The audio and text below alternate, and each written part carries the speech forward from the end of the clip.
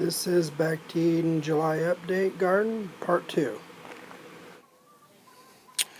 Okay, on the side of my greenhouse by my beehives, see all this is mulched in. I haven't had any weeds, no problems, just it's nice.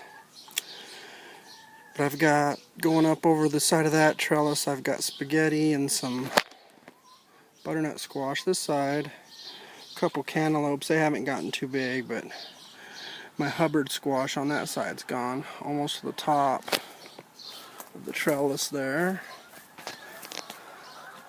As they grow, they'll just kind of hang off and be a little walkway in between there. Against my fence over here, my chicken run. Girls are having fun out there, but along this fence is comfrey, which the chickens like. And in between it, I've got some tomatillos on that side. You can kind of see one hanging down here. And some tomatoes there. I think those are cherry tomatoes. And on the other side of the run over there, I've got more plants. Walk over there. Oh, down in front here, these are sweet potato vines. I don't know if you've seen on Pinterest or other places where they try to put a sweet potato in water and they produce roots and slips. I tried that, it wasn't successful, but I had some old dried up yams that were sweet potatoes in my potato bin that I had noticed had some little sprouts on them, so I buried them. And that's what all these came from. Okay, but out to the other backside garden there. Okay, here's the garden on the side of my house. Had these little trellis stands for years and years. Kind of as you told you before in past videos, the hops have taken over a lot, but I've tried to keep them pulled back on this side because I've got tomatoes in the middle. And those are doing okay. I don't get a ton of tomatoes off of them. See, this one down here is kind of a... See if I can find it here. Picture.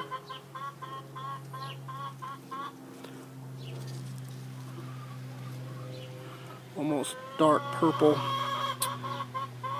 Can't remember the exact variety of that. It's a University of Oregon, if I remember right. It's called Indigo. Just like trying interesting things. And then some of these tomatoes are about 3 feet up the trellis, some about 2. They haven't done as good as some of the other things, but rhubarb still, asparagus, fern. Well, not fern, but real asparagus there. They just haven't gotten big. More tomatoes.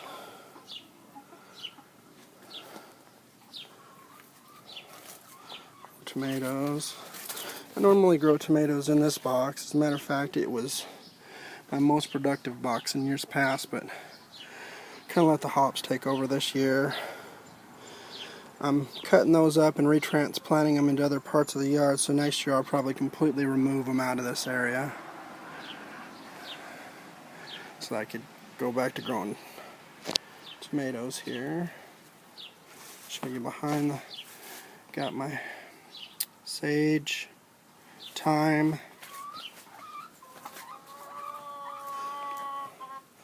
chamomile,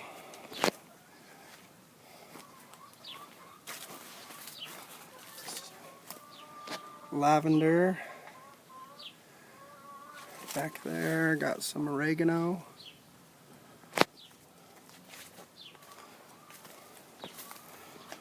Borage. Doesn't look like much, but I try to keep it cut back because when they flower, those things will just be everywhere.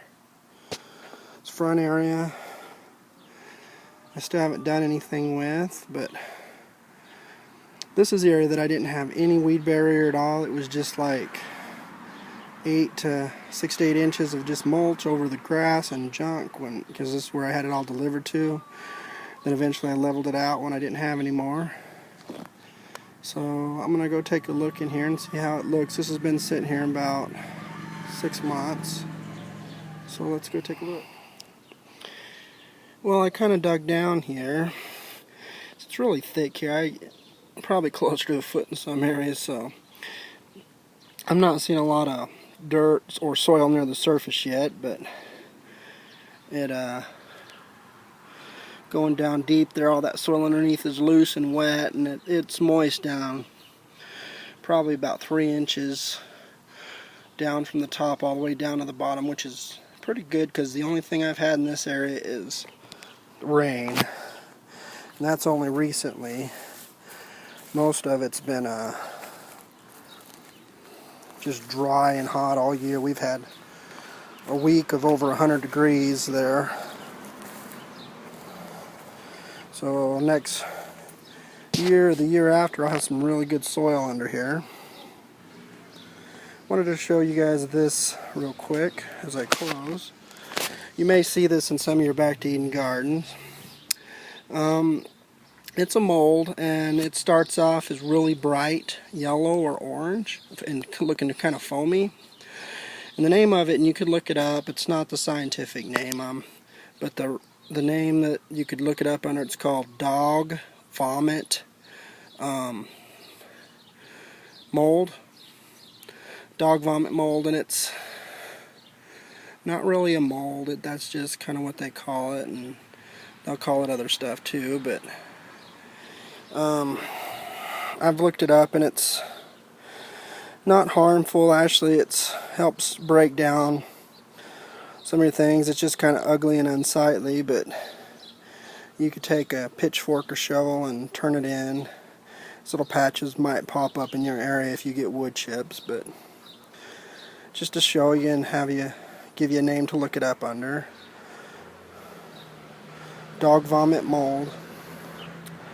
Alright, this has been Rodney, Back to Eden Garden, July update.